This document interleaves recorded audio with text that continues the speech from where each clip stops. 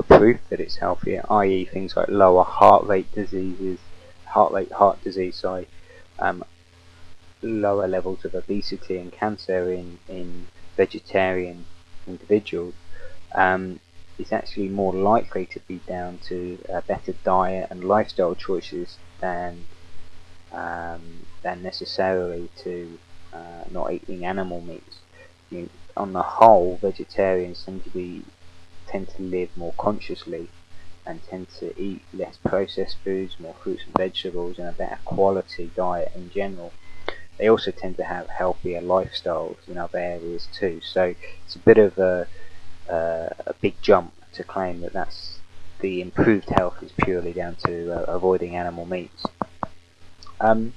So some people's metabolisms also rely on a high amount of meat in the diet in order to maintain a healthy balance.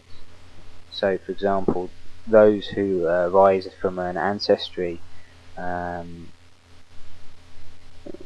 where their ancestors would have consumed high quantities of meat, such as Eskimos, will not do well on such a diet at all. Another area is that there's also controversy around the idea that vegetarian is that much better for the environment. Certainly, there's a good case to be made, but modern agriculture tends to rely on lots of chemicals, so fertilizers, pesticides, etc., that are poisonous to the environment. And obviously, modern agriculture tends to use a lot of machinery, oil, and undergoes a lot of processing. So, even though it may not be animal meat, these foods obviously still inflict a lot of harm to the environment. So, or at least the way we produce them does. Soy, which is used a lot as an alternative meat product, an alternative to meat, is also a major cause of deforestation in the world, and there are many other harmful effects on the environment from the production. Now there are also many harmful effects on the environment from the production of meat. So I'm not saying that meat is actually more environmentally friendly, but there's certainly question marks as to whether a plant-based diet or plant-based farming methods are actually that much superior in terms of the impact on the environment. Certainly the real issue here is regards to modern farming methods, whether you're talking the farming of animals or plants, and its impact on the environment.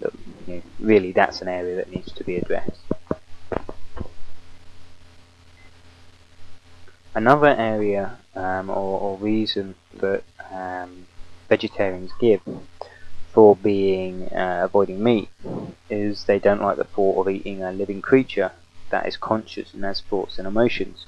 Now, in this reasoning, they actually fail to recognize that plants also have a level of consciousness, and in fact scientific studies have shown that they also have thoughts and emotions as well. If you want to check out the book or the videos on The Secret Life of Plants, this actually shows this to be true.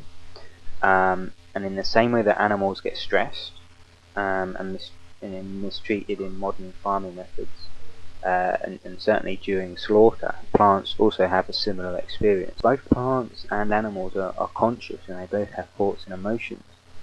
Then the argument against eating an animal on this basis also then applies to eating plants.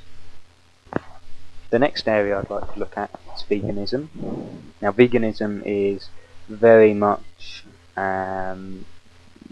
the same really as vegetarianism, obviously, other than the fact that you don't tend to eat any kind of products from animals, dairy, eggs, or even fish.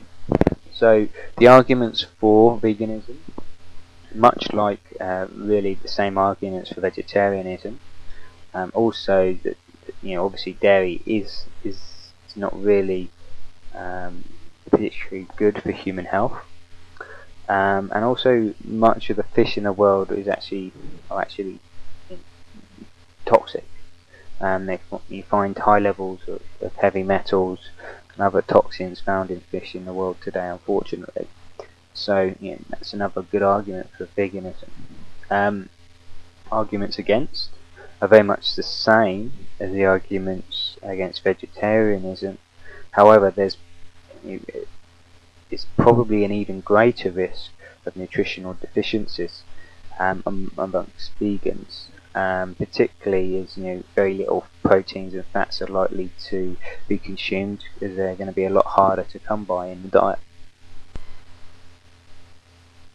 The next area I'd like to look at is fruitarianism. Now, fruitarianism is a type of raw food diet that involves eating 80 to 90% fruit in the diet, with the rest made up from vegetables, nuts and seeds. That said, some fruitarians may also eliminate all nuts and seeds from the diet. The argument for such a diet is that no cooking and minimal preparing is involved, so it's very quick and efficient. The nearest animal species to humans, gorillas, chimpanzees, orangutans, all actually favour a high fruit diet, and eating such a diet is also reported to be accompanied by an optimal weight and less sickness and more energy. So the arguments against such a diet is it could cause blood sugar management issues, certainly for some people anyway. It involves eating a lot and often, which can prove inconvenient and costly. Fruits typically lack fat, protein, and nutritional deficiencies are therefore highly likely to develop, as well as obviously, the area that we touched on, the deficiency issues with regards to vegetarianism apply here too, certainly so. Well, you'll also find that some people's metabolisms require high levels of fats and proteins to function best, particularly fats and proteins found in animal products. It also seems a very unnatural diet in the context of our evolution. Certainly those individuals whose ancestry lies or is evolved from cooler climates, so that would include most people from the UK, Australia, America, and most of Western Europe. Will never really have had access to a great deal of fruit, as the climate, especially in the winter months, will not have supported it.